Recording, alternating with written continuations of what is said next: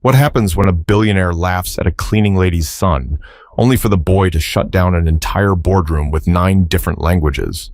Angela Porter never planned to bring her son to the office that night, but sometimes life doesn't leave you with many options. At 42, she had become accustomed to making difficult choices, to finding ways to hold her world together when it felt like everything around her was built to keep her small. That evening in downtown Dallas, she was on her knees with a rag and bucket, scrubbing a stubborn stain on a glass conference table while a group of men in suits argued over numbers.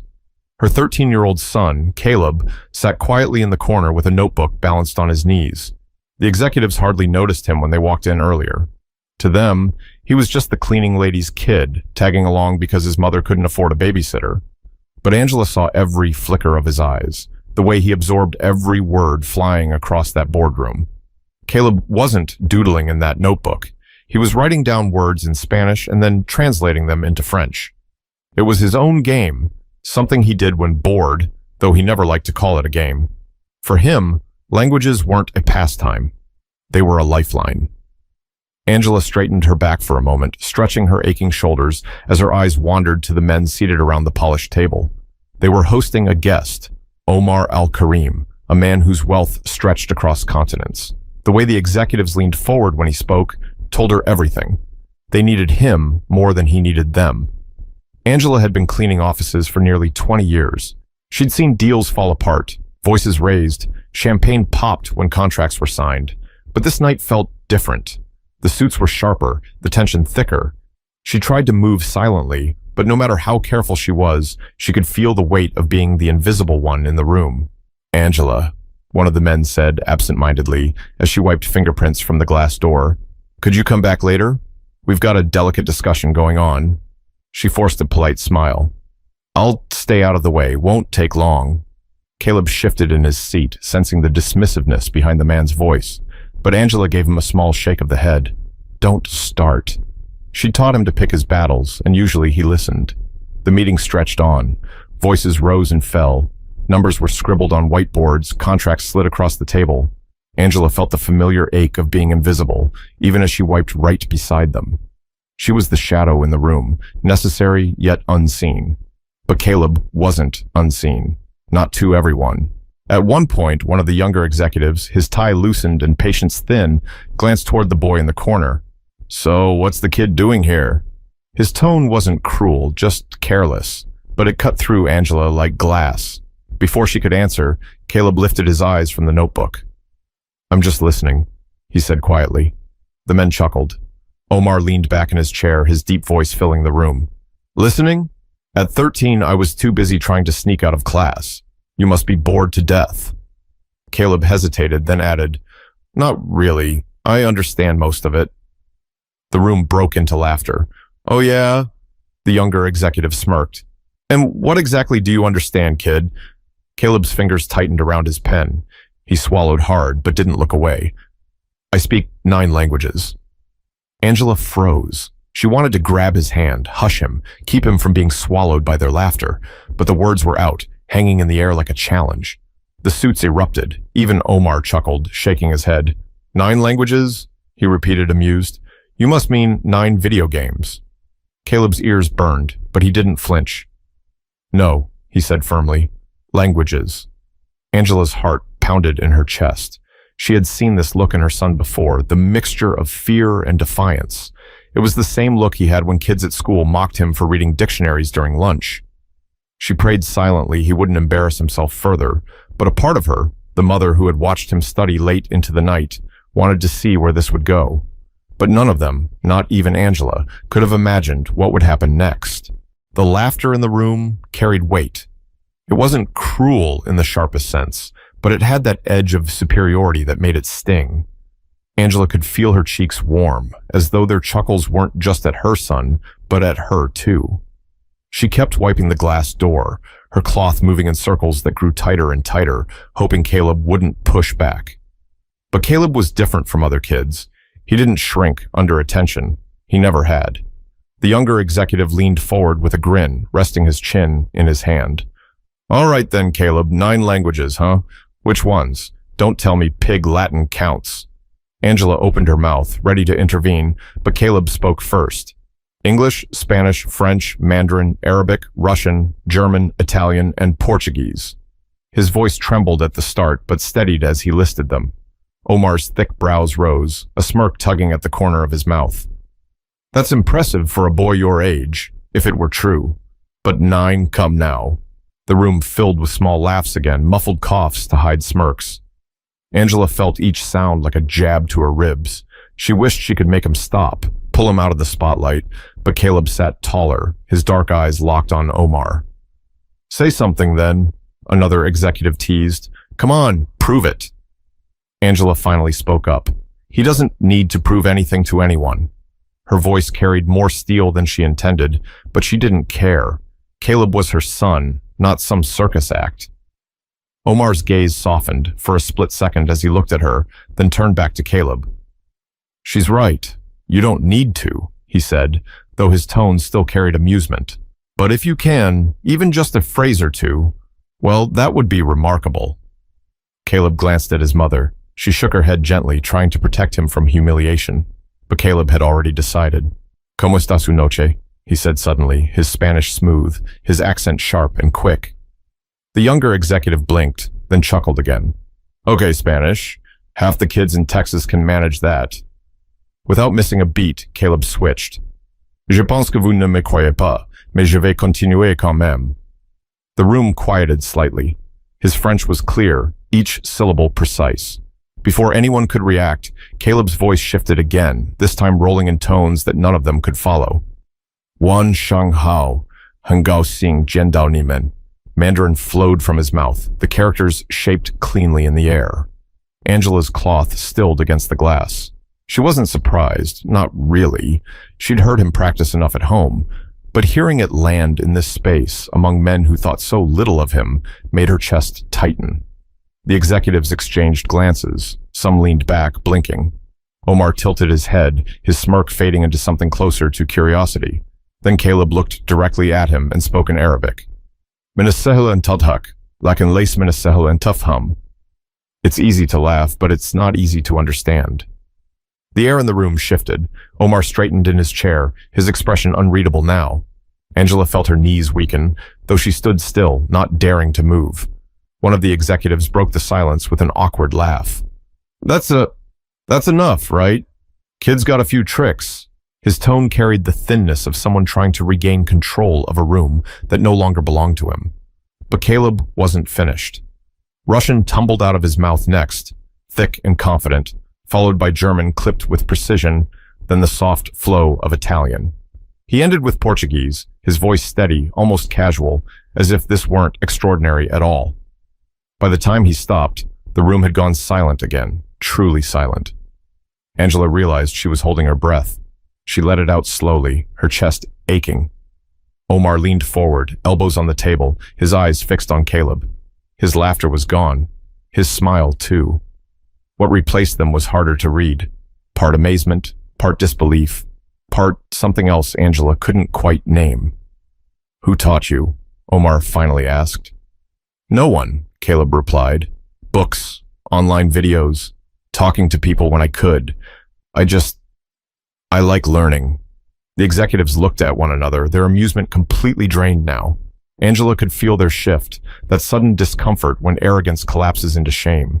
She wiped the glass door again, though her hand shook. A tear burned in her eye, but she blinked it away. Pride and fear battled inside her chest. Pride in her son's brilliance. Fear of what this revelation might bring.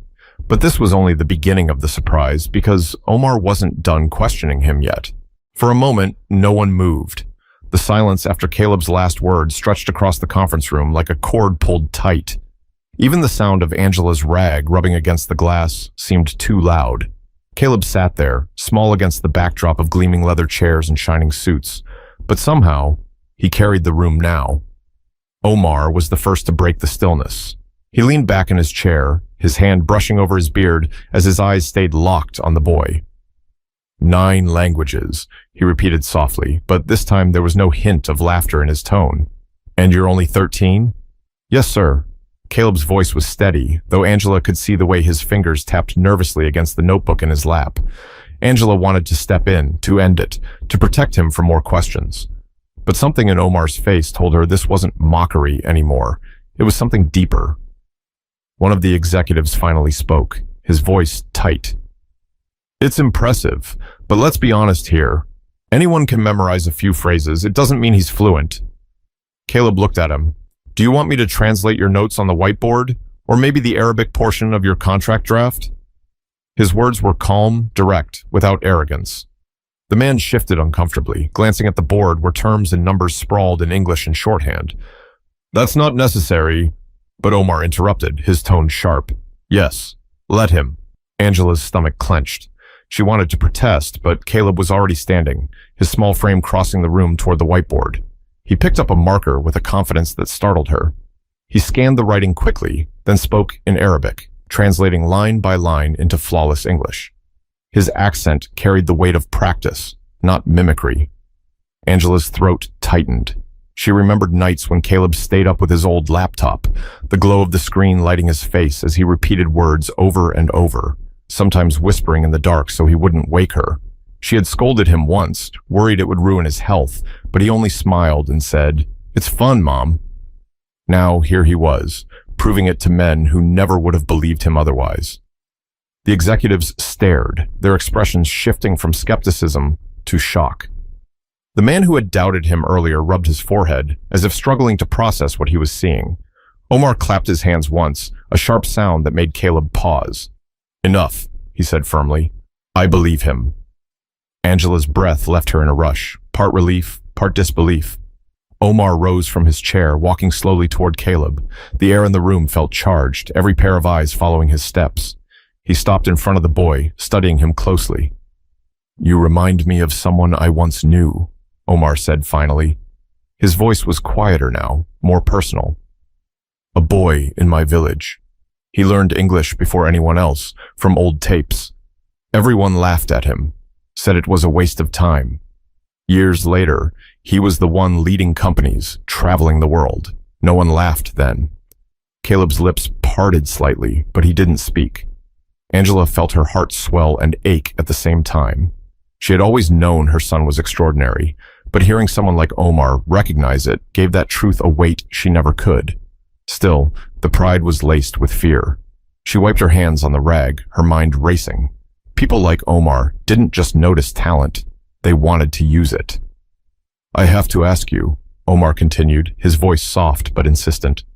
Why languages? Most children your age are chasing games, chasing distractions. Why this? Caleb hesitated. His eyes flicked toward his mother, then back to Omar. Because every language is like a key, and if you have enough keys, you can open almost any door. The words hung in the air, simple yet powerful. Angela pressed her lips together, trying to hold back tears. That was her son, seeing the world not as it was, but as it could be. The executives sat in stunned silence. Even the younger one, who had been so quick to laugh, avoided meeting Caleb's eyes now. Omar nodded slowly, as if the boy had confirmed something he already suspected. He turned toward the table of men. Gentlemen, I came here to discuss your contracts, but at this moment, I find myself more interested in this boy. Angela stiffened, her rag dropping into the bucket of water with a splash. She didn't like the sound of that. Don't, she said, her voice trembling but firm. He's just a child. Omar looked at her, his expression unreadable. No, he said softly. He is not just anything. Angela's heart pounded, her instincts screaming at her to protect her son. But before she could speak again, one of the executives leaned forward, his skepticism flaring once more, and his words would test everything Caleb had just proven. The tension snapped back like a rubber band when one of the executives cleared his throat. His name was Douglas Keene, a man with silver hair and a voice polished from decades of boardrooms. He leaned back in his chair, his expensive watch catching the light as he waved a dismissive hand. Let's not get carried away, Keene said flatly. Yes, the boy can memorize. Yes, he can mimic. But fluency, true understanding, that takes years of study with the best tutors money can buy. Forgive me if I don't believe he mastered 9 languages by himself. Angela bristled. She wanted to snap at him, tell him how many nights she had walked into their tiny apartment to find Caleb asleep over books, headphones still in his ears. But before she could, Caleb spoke. I didn't memorize. I live it every day. Keen smirked, as if the words confirmed his belief that this was all childish bravado. Live it? Tell me, son, how exactly do you live Russian in a Dallas apartment complex? Caleb's shoulders stiffened, but he didn't back down. By reading Russian newspapers online, by messaging people in chat rooms, by listening to recordings until the words stopped sounding foreign. Another executive chuckled under his breath. Chat rooms. Hardly the education system at work. Omar raised a hand, silencing them with a glance. His eyes never left Caleb. Translate this for me, he said in Arabic, his voice slow and deliberate. He recited a proverb, one that Angela couldn't understand, but could feel carried weight. Without hesitation, Caleb replied, "A wise man's silence is worth more than a fool's speech." Angela's hands trembled at her side. The speed, the accuracy, this wasn't a trick. This was real. The room went silent again. Omar's gaze softened for the first time that evening. Flawless, he whispered, but Keen wasn't done.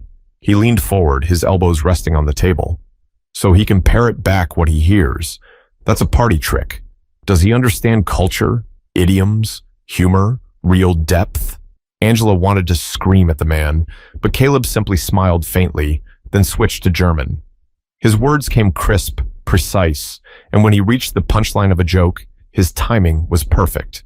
Even Angela, who didn't understand a word, could feel it was a joke by the way his tone shifted. Omar let out a genuine laugh, startling the room. You see, humor, timing, nuance. Do not mistake what you've just heard. Angela's chest tightened. For the first time in years, someone with real power defended her son, not out of pity, but out of respect. Keen exhaled loudly, clearly irritated. Even if he's talented, so what? What future is there for him? He's the son of a cleaning lady. He'll fade into the background, just like his mother. Angela's rag slipped from her hand. Her throat burned with shame and fury. She had endured humiliation countless times in these offices, but to have her child dragged into it, it was unbearable. Before she could speak, Omar's hand slammed against the table. The sharp sound made everyone flinch. Enough! His voice thundered in the room. Do you not see? This boy is worth more than every word you've spoken tonight. Angela's breath caught. She wasn't used to anyone standing up for her, let alone for Caleb. Omar turned to her now, his tone gentler. You've raised him well. I can see the discipline, the hungers. That does not come from tutors or privilege. That comes from sacrifice. Angela swallowed hard, unsure what to say. She wasn't used to recognition. Her whole life, people barely noticed her, and when they did, it was only to complain or dismiss. Tell me, Omar asked, his voice steady. How did you manage this? Angela hesitated. Her instinct was to stay small, to deflect, but when she saw Caleb's face, waiting, hopeful, she took a shaky breath. I didn't. He did. All I did was keep the lights on, keep the fridge full when I could, and pray he'd have a better chance than I ever did. For a moment, Omar simply looked at her. Then he nodded slowly. Sometimes the greatest gift a parent can give is the chance for a child to outgrow them. Angela's eyes stung. She turned away, wiping at her face with the back of her hand, not wanting them to see her tears. The younger executive shifted uncomfortably. So what now? He muttered. Are we supposed to stop this meeting to celebrate a kid who likes dictionaries? Angela's head snapped back toward him, but Omar spoke first. No, he said firmly. We stopped this meeting because what we've just witnessed is more important than your numbers on a page. The room went still again. Angela could barely believe what she was hearing. But the disbelief would not last long, because Keen wasn't ready to let go of his pride, and his next words would cut deep. Douglas Keen wasn't a man who liked losing control. His reputation in Dallas boardrooms had been built on dominance, on out-talking, outsmarting, and out-intimidating anyone who threatened his position. Watching a 13-year-old boy take the oxygen out of the room infuriated him. He straightened in his chair, his jaw tight, his tone sharper than before. Let me get this straight, he said, his words slow and deliberate. We're supposed to take business advice from a boy who hasn't even finished middle school? We're supposed to be impressed because he can spit back sentences he memorized from YouTube? Angela's face burned. She opened her mouth, but Caleb beat her to it. I didn't memorize from YouTube, Caleb said, his voice even. I learned by practicing every day. I use apps, I talk to people online, I read newspapers in other languages. I don't just say the words, I understand them. Keen let out a dry laugh, shaking his head. Kid, you don't even know what you don't know. Languages aren't just about words. They're about history, culture, context. You're not old enough to understand any of that. Angela clenched her rag so tightly her knuckles whitened. She had endured years of belittlement from men like Keen, but hearing him talk down to her son was a different kind of pain. Omar turned toward Keen slowly, his dark eyes narrowing. Careful, he warned, his voice low. Dismissing him doesn't make him smaller. It makes you smaller. But Keen wasn't ready to back down. He gestured toward Caleb. Fine. If he's so fluent, let's test him. Right here, right now. No warm-ups, no rehearsed phrases. The other executives shifted uncomfortably. None of them wanted to be on Keen's side, but none dared to challenge him either. Angela's stomach twisted. She wanted to tell Caleb to sit down, to let it go, to protect him from being cornered like this. But when she looked at her son, she saw something steady in his eyes. A calm defiance that reminded her of her younger brother, who used to debate with teachers until they gave up. All right, Caleb said simply. Keen raised an eyebrow. Oh, confident, are we? Let's see. Translate this. He launched into rapid French, his accent stiff, but his words clear enough. Caleb waited until Keen finished, then replied smoothly in English. You said, if you think speaking a few sentences makes you a genius, you're mistaken. The room grew quiet. Keen's smirk faltered, but he recovered quickly. Lucky guess. Anyone could have caught that. Omar's mouth twitched, the closest he had come to a smile since the tension began. Try harder, Douglas. Keen switched gears, firing off a Russian phrase. His voice stumbled over the harsh consonants, but his meaning was clear. Children should stay silent when grown men are working. Caleb's response came sharp, confident. And grown men should be careful when they underestimate children. A ripple moved through the room. Even the executives who had stayed silent earlier couldn't help but glance at one another. Angela's heart thudded in her chest. She wanted to cheer, to hug her son, but she stood still, her pride hidden behind trembling hands. Keen's face reddened. Clever. But anyone can memorize proverbs, triculture, humor, something deeper. Caleb took a breath. Then in German, he delivered a short anecdote, weaving in a pun that made Omar laugh aloud. Even Angela, who didn't understand a word, could tell by the timing that it was a joke. Caleb grinned shyly afterward, his shoulders easing. Keen slammed his palm against the table. Enough games. This is absurd. He's a child. A child. You people are treating him like a prodigy. Angela stepped forward now, unable to stay silent. Because he is one. Her voice shook, but her words cut through the air. Keen turned on her, his lip curling. With respect, Miss Porter, you scrub floors for a living. Let's not pretend you're qualified to decide what's extraordinary. The words hit Angela like a punch. She felt her face flush, shame colliding with fury. But before she could respond, Omar's voice cut through the room like steel. Watch your tongue, he said, his accent sharpening with anger. The work she does puts food in your restaurants, cleans your offices, keeps your meetings from smelling like filth. Without her, you'd be sitting in your own trash. Do not insult her. The silence that followed was heavy.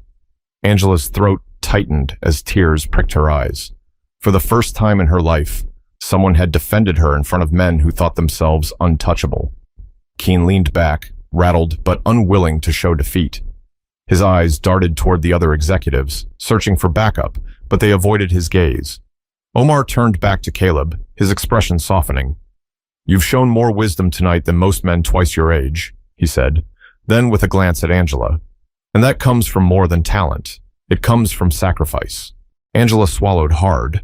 Her son had fought back, yes, but Omar's words reminded her that behind every fight was the quiet, unseen struggle of survival. But the night wasn't finished yet, because Omar's next question would take the conversation to a place no one in that room expected. For a moment, the room felt frozen. The only sound was the faint hum of the air conditioning and Caleb's steady breathing. Omar turned his attention away from Keen and focused entirely on Angela. His eyes softened, and for the first time that evening, the intimidating presence of the billionaire seemed to ease. "I want to know something," Omar said, his voice calm but insistent. "How does a boy like this, without tutors, without travel, without access to the best schools, how does he exist? How did you raise him?" Angela froze. She wasn't used to being asked questions in these rooms. Usually she was told to hurry up, to come back later, to move her bucket out of the way. Now every pair of eyes, even those of the men who had mocked her moments ago, turned toward her. Her throat tightened. "I didn't," she whispered, then louder. I didn't do it alone. He did it himself." She gestured toward Caleb, who sat quietly, his notebook still resting on his knees. "All I did was work, keep the lights on, keep food on the table. That was my part." Omar tilted his head. "And that part, Miss Porter, is the hardest." Angela blinked, tears stinging her eyes. She wasn't used to recognition. For years, she'd scrubbed toilets, wiped down glass doors, carried heavy bags of trash down endless hallways, and not once had anyone thanked her. Now, this man, who could buy and sell everything in that building, was telling her she mattered. Caleb glanced at her, his small voice breaking the silence. "Mom, you did more than that. You kept the Wi-Fi on when we didn't have enough for groceries. You checked out dictionaries from the library for me. You made me write down 10 new words a day, even when I was tired. You didn't just keep the lights on, you lit the fire." Angela covered her mouth with her hand, overcome. She had no idea he noticed, let alone remembered. The executives sat uneasily. They weren't used to emotion in their boardrooms. Contracts, profits, deals, they understood those. But this, the raw truth of sacrifice, made them fidget in their chairs. Omar leaned forward. "Discipline, hunger, sacrifice. These are the things that create brilliance, not privilege, not money. You've done what many of the richest families in the world cannot. You raised a boy who sees beyond himself." Angela wiped her cheek quickly, embarrassed to be crying. "I just wanted him to have choices I never did." Omar nodded. "And he will. Mark my words." He turned back to Caleb. "Tell me something, boy. What do you want to do with all this knowledge? 9 languages. That's more than most diplomats I know. What's your dream?" Caleb hesitated, his eyes dropping to his notebook. He fidgeted with the pen in his hand, then looked up. "I want to travel. I want to see the places where these languages come from. I want to help people who can't speak for themselves. If I can talk to anyone, maybe I can make them listen." Angela felt her chest swell with pride and ache at the same time. She had raised him to dream big, but hearing it out loud, in front of powerful men, made her realize how fragile those dreams were. Omar studied him, his face unreadable. Then he spoke softly. "Do you know what you remind me of? You remind me of myself. I was a boy in Sharjah with nothing but cassette tapes of English lessons. Everyone laughed when I practiced in the streets. But one day, those tapes bought me my first deal. The language that embarrassed me became the language that fed me." Caleb's eyes widened. For the first time, he saw Omar not as a towering figure in a tailored suit, but as a man who had once been underestimated too. Keen let out a snort, breaking the spell. "Are we really doing this? Trading bedtime stories in the middle of a business meeting?"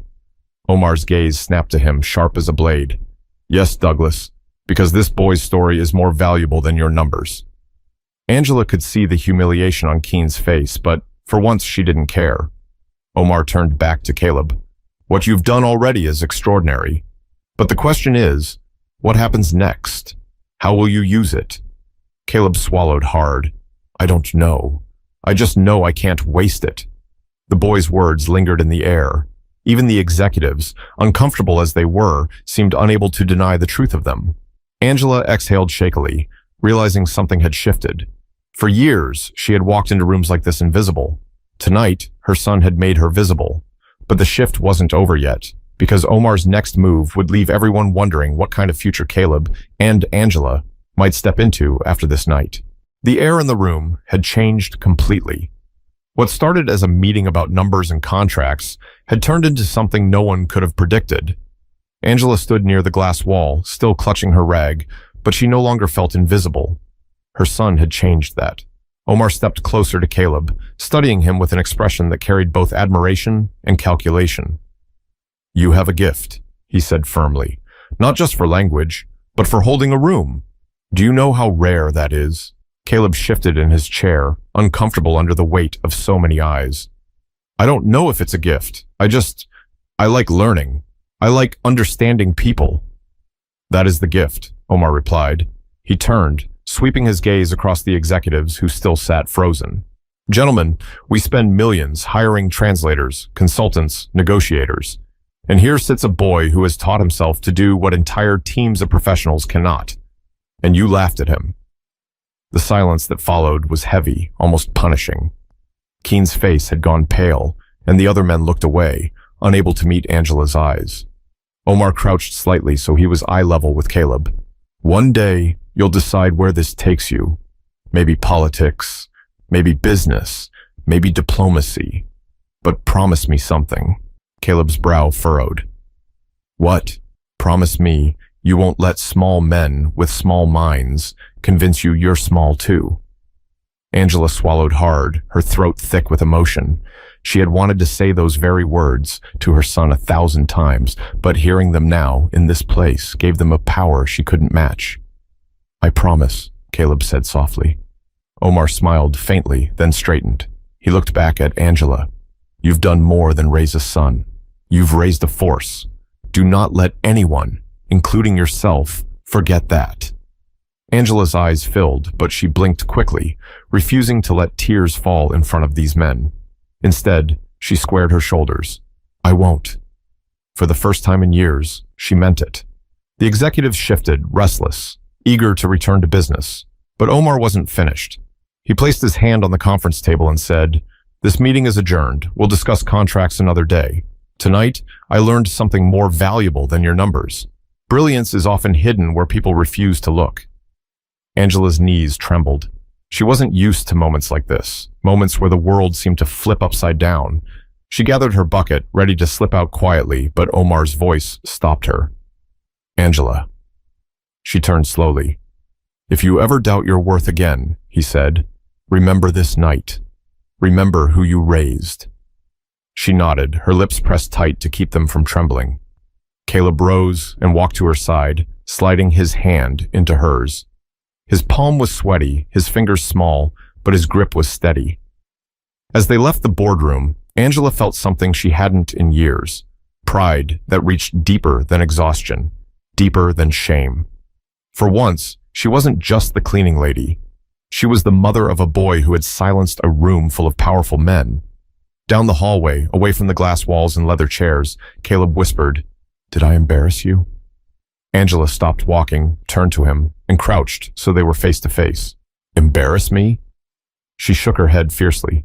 "Caleb, you made me the proudest woman alive tonight." He smiled, his eyes bright.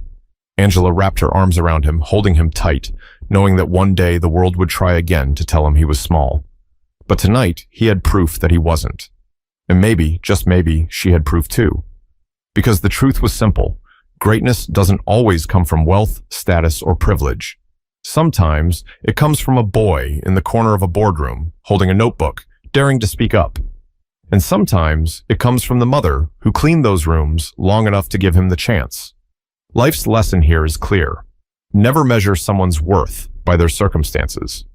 Hidden brilliance is everywhere, waiting to be recognized. So the next time you are tempted to underestimate someone, stop and ask yourself, what if they're the one who changes everything? And if you believe stories like this deserve to be heard, make sure you subscribe. More stories are waiting, and you won't want to miss them.